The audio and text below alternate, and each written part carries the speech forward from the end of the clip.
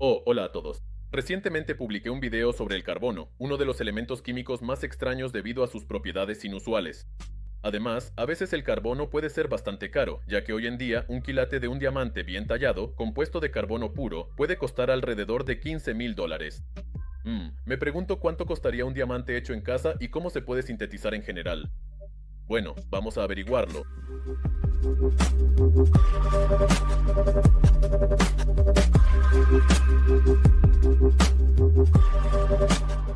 Supongo que ya saben que hoy en día el diamante es el material natural más duro de la Tierra, lo que hace que su precio sea bastante alto. Incluso por un diamante sintético de alta calidad, se pueden pagar hasta $2,000 por quilate.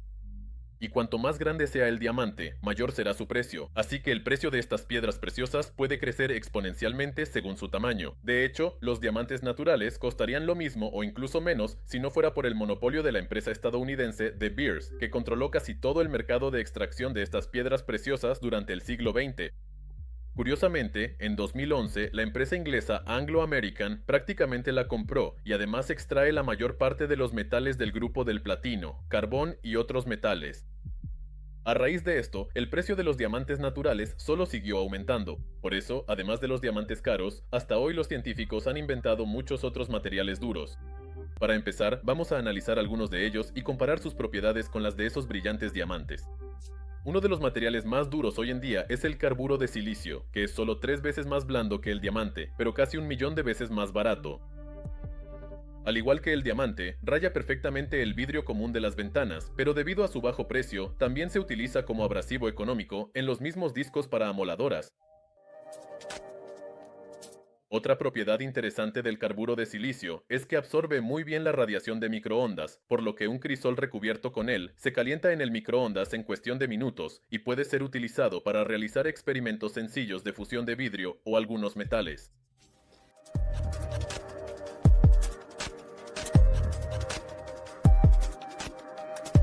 Fabricar carburo de silicio es bastante sencillo. Solo es necesario calentar arena de cuarzo muy pura con carbono a una temperatura de unos 2000 grados Celsius. Después, el polvo de carburo de silicio obtenido puede sinterizarse y formar placas como estas. Por cierto, hoy en día se utilizan en muchos chalecos antibalas compuestos modernos, debido a su ligereza y su capacidad para detener balas eficazmente. Aunque la cerámica de carburo de silicio se rompe fácilmente al ser impactada por una bala, esta pierde toda su energía y es detenida por las capas siguientes del chaleco antibalas.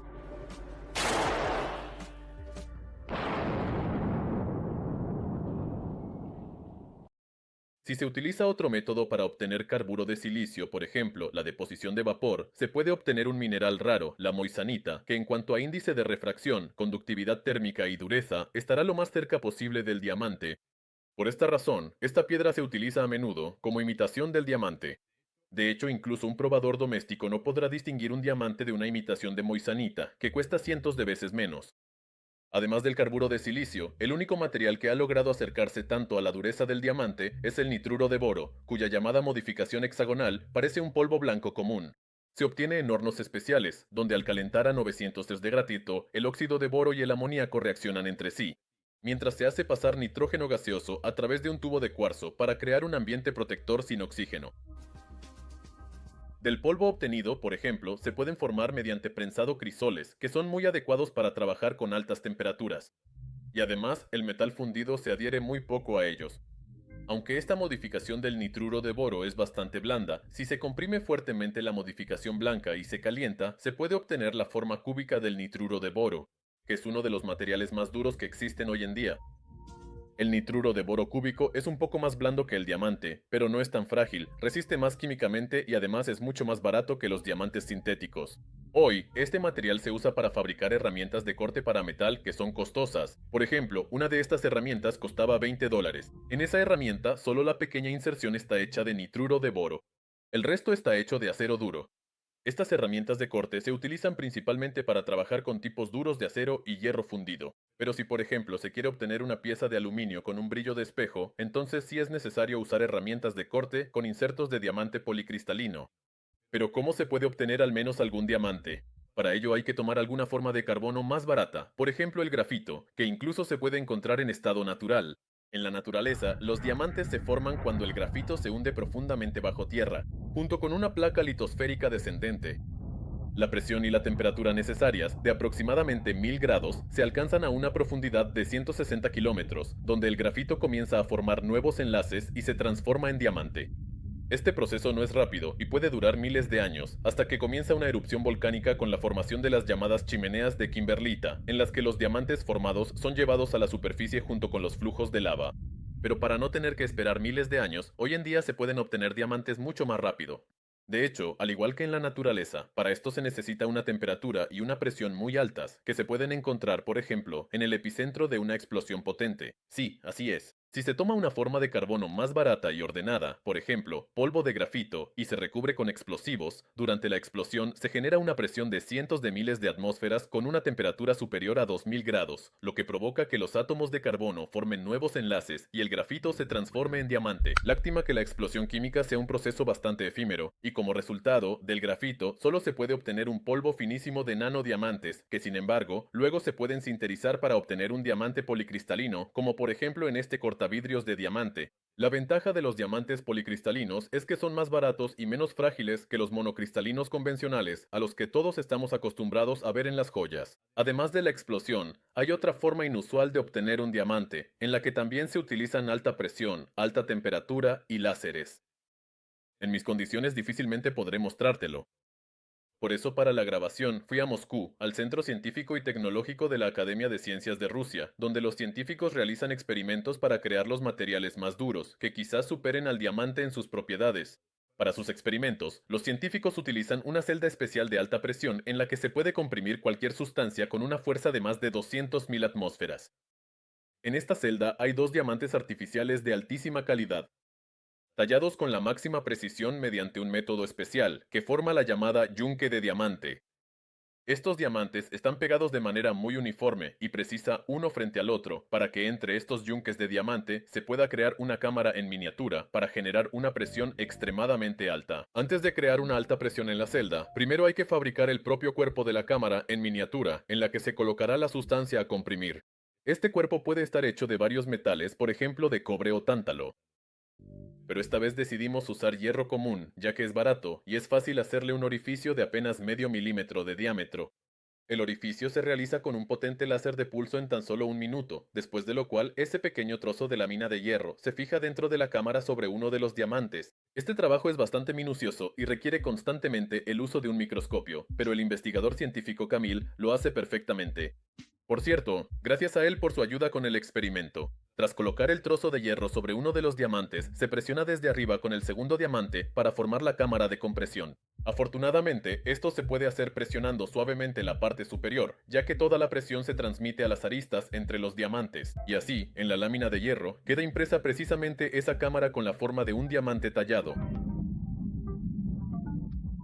Es interesante, por cierto, que en una cámara así, entre los diamantes, se puede comprimir agua común a una presión de 200.000 atmósferas, tras lo cual simplemente se congela incluso a temperatura ambiente. Sí, así de extraña puede ser la física de alguna sustancia. Desafortunadamente, nuestra cámara de alta presión se desplazaba constantemente y ni siquiera los trabajadores más experimentados del laboratorio lograron comprimir el agua adecuadamente entre los diamantes. Después, decidimos pasar directamente a la síntesis del diamante. Tomamos un trozo de lámina de hierro con un orificio gracias, y lo comprimimos entre los diamantes para crear una cámara de alta presión. Luego, cargamos la sustancia inicial para obtener diamante, es decir, grafito. Sin embargo, antes de esto, es necesario añadirle un poco de sal. Sí, no era una broma, ya que para distribuir la presión de manera uniforme en la cámara, además del grafito, es necesario añadir sal de mesa común, que bajo alta presión se volverá más blanda y llenará todos los huecos entre las partículas de grafito. Debido al tamaño diminuto, hay que llenar la cámara con sumo cuidado, ya que cualquier imprecisión o desplazamiento puede arruinar todo el experimento. Tomó algo de tiempo introducir los cristales de cloruro de sodio en los diminutos orificios de la cámara. Luego la celda se comprime un poco más para que la sal se distribuya uniformemente entre los diamantes. Veo, la sal ya se ha distribuido. Luego, Camille comenzó a añadir grafito puro en la cámara, del cual finalmente se formará el diamante. Esto debe hacerse con precisión quirúrgica para que las partículas de grafito queden justo entre la sal comprimida. Ahora hay que añadir un poco más de sal al grafito para comprimirlo mejor por todos lados. Después, Camille atornilla los pernos en las celdas, creando una presión interna de 200.000 atmósferas entre dos diamantes, ya que toda la presión de los pernos recae sobre las diminutas aristas de los diamantes, entre las cuales queda atrapado ese grafito salado. Después de alcanzar la presión necesaria, bajo el microscopio se puede ver claramente que las partículas de grafito se distribuyeron justo en el centro de la cámara, en cuyos bordes se encuentra la sal en un estado semilíquido debido a la alta compresión. Sin embargo, a temperatura ambiente normal, el grafito todavía no se convierte en diamante. Para que pase a otro estado alotrópico, es necesario calentarlo, por ejemplo, utilizando un láser potente. Creo que ya han entendido que para sintetizar un diamante a alta presión utilizando un láser, es necesario usar otros dos diamantes. Por extraño que parezca, de otra manera una cámara de alta presión simplemente no funciona, porque otras sustancias sólidas, como el propio nitruro de boro, no dejan pasar la luz y difícilmente se pueden tallar tan bien como un diamante sintético.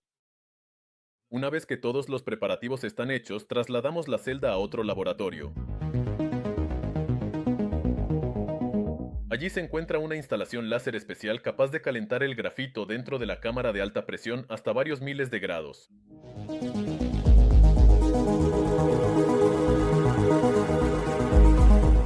La fuente de radiación láser aquí es un extremadamente potente láser infrarrojo, capaz de encender fácilmente un simple bloque de madera.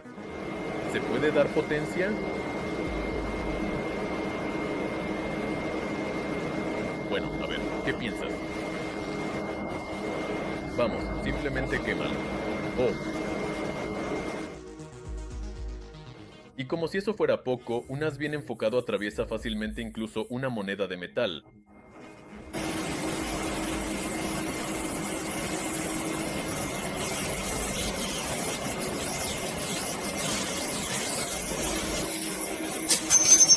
En resumen, lo hervimos bastante bien. Antes de sintetizar el diamante, primero hay que centrar la celda de alta presión para que el láser incida exactamente sobre las partículas comprimidas de grafito y no sobre la capa de sal. Esto es más fácil de hacer con una cámara especial de rango espectral modificado que muestra el contenido de la celda con mucha claridad, como si fuera un microscopio. Por cierto, esa cámara cuesta más que cualquier cámara fotográfica profesional de última generación. Después de apuntar, ya se puede encender el láser y calentar la zona de grafito hasta una temperatura de 3000 grados Celsius. Por eso, todo el contenido de la cámara empieza a brillar como una bombilla, y la imagen en la cámara se vuelve casi ilegible debido al resplandor tan intenso. En ese instante, los átomos de carbono en el grafito forman nuevos enlaces y se convierten en diamante. Y básicamente, eso es todo. Ahora, en esa zona calentada, se ha formado un pequeño diamante, que incluso se distingue un poco en color del grafito que lo rodea, lo cual se aprecia bien bajo el microscopio. ¿Lo blanco que ves es eso? Sí. ¿Ves el grafito y esa especie de neblina a su alrededor? Eso es precisamente el diamante que ha crecido. Para demostrarles que realmente es un diamante, también realizamos espectroscopía Raman en la zona recién obtenida. ¿Ven este gráfico en el espectro? Este pico muestra que, efectivamente, entre el grafito hemos obtenido un diamante. Además del diamante común, en una celda como esta, también se puede obtener un compuesto de boro superduro, así como algunos otros cristales, cuya dureza puede ser comparable a la del diamante o incluso superarla. Por ejemplo, aquí se puede obtener un mineral tan raro como la astishavita o incluso el fulerito, que según algunos datos incluso supera al diamante en dureza. Bueno, ahora ya saben cómo obtener diamantes microscópicos utilizando explosivos o láser. Pero, ¿cómo se pueden obtener diamantes artificiales realmente grandes, por ejemplo, como los que están en esa celda de alta presión o los que se usan en joyería? Actualmente, en la industria se utilizan principalmente dos métodos para sintetizar diamantes grandes. El primer método es similar al natural, en el que se emplean alta presión y alta temperatura. El crecimiento de los diamantes se lleva a cabo en prensas especiales, como por ejemplo en esta. Se ve impresionante, ¿verdad? En una máquina como esta, que pesa más de 5 toneladas, se coloca una pieza con alta concentración de grafito en una envoltura metálica. Dentro de la pieza también se encuentra el núcleo del futuro diamante, un diminuto y muy puro diamante sobre el que se irán depositando nuevos átomos de carbono, haciendo que el diamante crezca con el tiempo. Una vez que todo está listo, la prensa se comprime a 60.000 atmósferas y se calienta hasta 1500 grados durante varios días o semanas, creando condiciones similares a las que se forman a 160 kilómetros de profundidad en nuestro planeta. En tales condiciones, el grafito comienza a fundirse, y átomo por átomo, el grano de diamante se cubre de nuevas capas de carbono, lo que hace que con el tiempo se vuelva más grande. Así, el diamante puede cultivarse hasta cualquier tamaño. Todo depende únicamente de la paciencia y de los requisitos del cliente. Hoy en día, estas prensas cuestan $500,000 cada una, y algunos diamantes cultivados y puros son aún más caros.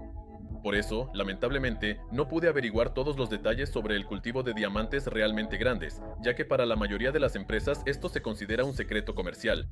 Los diamantes obtenidos suelen contener impurezas de nitrógeno, lo que les da un tono ligeramente amarillento y una forma estándar de octaedro para los diamantes.